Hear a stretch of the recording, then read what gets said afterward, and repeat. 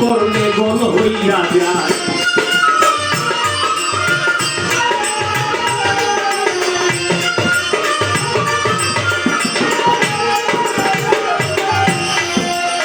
বেগরে তুই সাবধানে থাকিস, তোর বলটা যে হয় না রে মিস।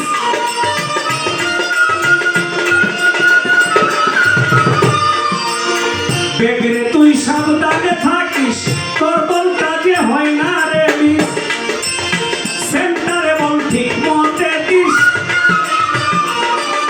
সেন্টারে বল ঠিক মতে দিস, জ্ঞান বাবু যে ধরতে পায়।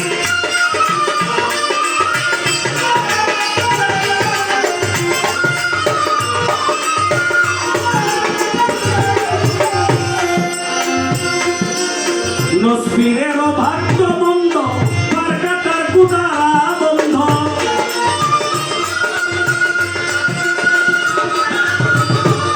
সাধক নসবীরেরও ভাগ্য মন্দ, তার কাটার কুদারা বন্ধ।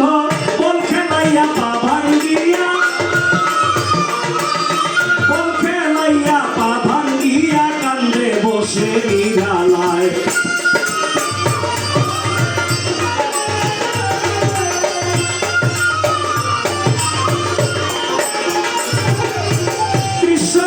বিশ্ব মাঝে, বিশ্ব মাঝে খেলবে যদি শীঘ্র আয়। উঠবে না মাউলিয়ার খাতায়, উঠবে না মাউলিয়ার খাতায়, জয় হলে সেই বল খেলায়। উঠবে না মাউলিয়ার খাতায়, জয় হলে সেই বল খেলায়।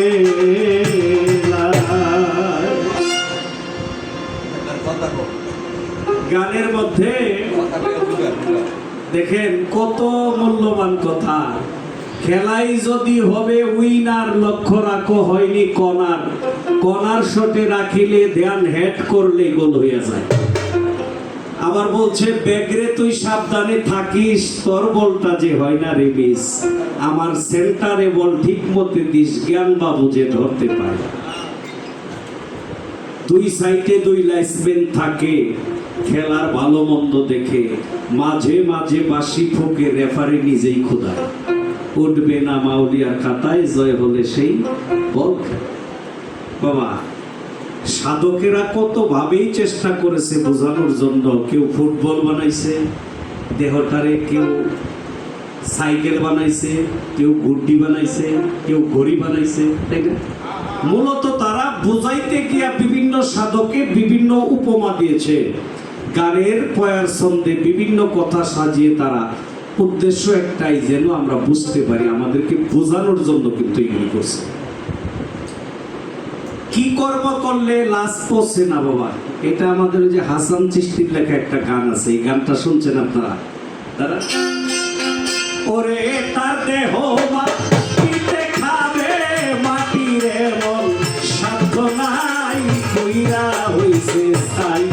মুর্শিদেরা গুণে যে জন কইরা হইছে ছাই। আমার দয়ালেরা গুণে যে জন কইরা হইছে ছাই।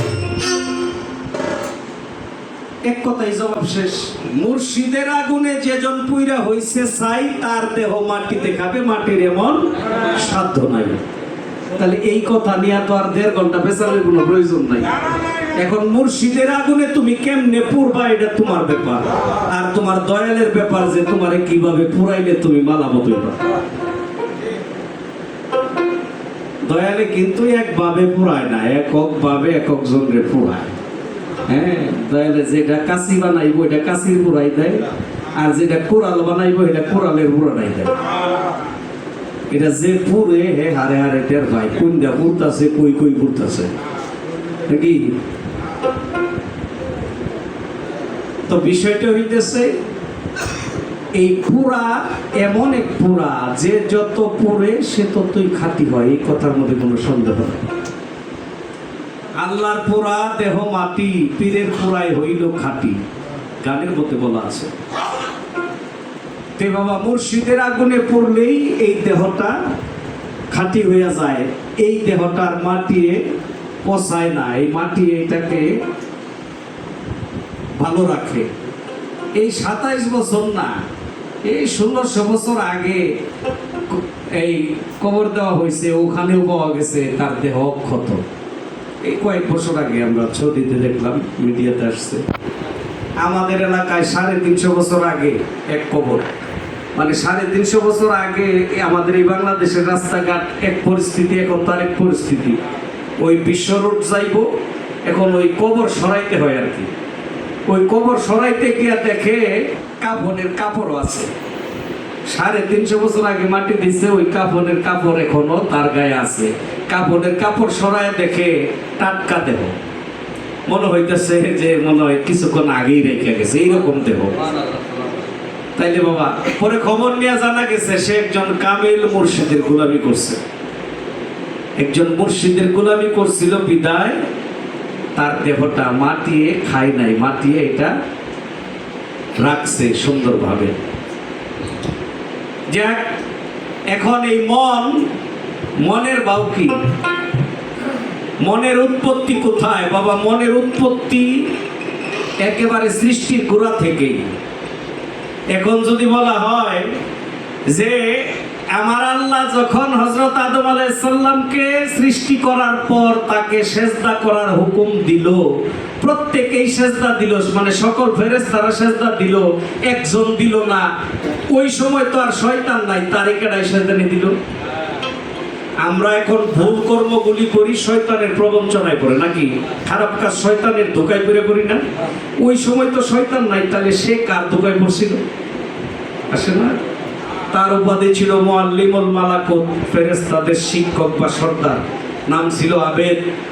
আল্লাহর এই হুকুম অমান্য করাতে সে হয়ে গেল কলঙ্কিত, লানতুল্লাহ, নাকি নাম হইল মকরুম। মনের উৎপত্তি কোথায়? আল্লাহ সর্বপ্রথম সৃষ্টি করলো নূর। সর্বপ্রথম আল্লাহর সৃষ্টি নূর। হাদিসে কুদসির মধ্যে আসছে আউয়ালু মা খালাকাল্লাহু মিন নূরি, আল্লাহর প্রথম সৃষ্টি হলো নূর। আর এই নূরকে সৃষ্টি করার পরে আমার আল্লাহ প্রশ্ন করেছিল, আলাস্তু বিরাব্বিকুম, আমি কি তোমার প্রভু নই, আমি কি তোমার রব নই? এই নূর থেকে জবাব আসছিল, তুমি তুমি, আমি আমি। এই যে শুরু হলো আমিত্বটা, তুমি তুমি, আমি আমি। আল্লাহ কয় সৃষ্টি করলাম প্রেম খেলাইতে, আমি তো মানেই না। আমি যার লগে প্রেম করবো হে তো আমার মানেই না, প্রেম করি কেমনে? কেন বলে তুমি তুমি, আমি আমি?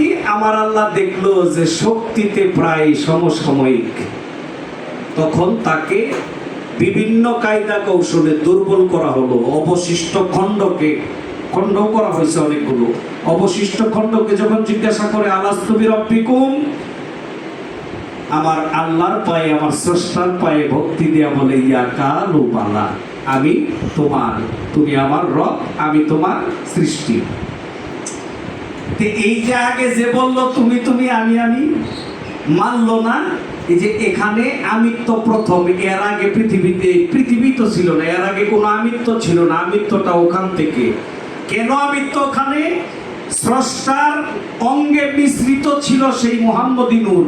এই অংশটা যখন আলাদা হয়ে গেছে, তখন দেখছে যে এটা সমানে সমান। হাদিসে কুরসির মধ্যে আরো আসছে, ছিল আল্লাহ একেশ্বর, কেহ না তার ছিল দূষর। নবী ছিল নূরে মিশে তার, এসকে আল্লাহ নূরের সাথে ইচ্ছে হলো বিবাদ হতে, সময়ন্তে মারিল জঙ্কার। একা একা প্রেম চলে না, ভাবে আমার সাইরাব বানা একজন মাসুকের দরকার। এখন আল্লাহ যে তার মাসুককে সৃষ্টি করব, এই ভাবনাটাই আল্লাহ রেখে দিল। আল্লাহ যে তার একজন মাসুক সৃষ্টি করবে, এই ভাবনা আল্লাহ কোত্থেকে পাইল? এটা দলিলের মধ্যে আসছে। আল্লাহ তখন ছিল গুপ্ত ধনাগারে গোপন, গুপ্ত ধনাগারে গোপন শাহাদাতের বাগানে। ওই শাহাদাতের বাগানে নিজেই নিজ থেকে জাগ্রত হয়ে তার ভিতরে একটা ইচ্ছার উদয় হলো যে আমি সৃষ্টি করব, যে সৃষ্টির সাথে আমার একটা প্রেমের লেনা দেনা হবে। ওটাই হইতেছে মন, ওখান থেকেই মনের উৎপত্তি। শেষ করলাম। এখন যদি জিগাইতো যে এই মনের গতি কেমনে নিয়ন্ত্রণ করব, তাইলে এখানে অনেক কিছু বলা যাইতো। এই মনটাকে যে নিয়ন্ত্রণ করতে পারে বাবা, সেই তো খাঁটি মানুষ, সেই সঠিক মানুষ। যদি কেউ মনের নিয়ন্ত্রণ নিতে পারে।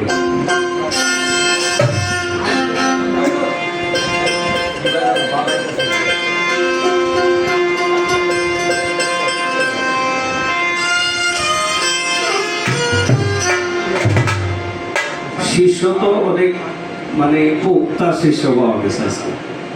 শিষ্য গুরুরে প্রশ্ন করে আবার কয় একটু বুঝা শুনে জবাব দিয়ে, এই গুরুর বুঝা শুনে জবাব দিব নাকি না বুঝা জবাব দিব, এই কথা বলার অধিকার কিন্তু শিষ্যের নাই।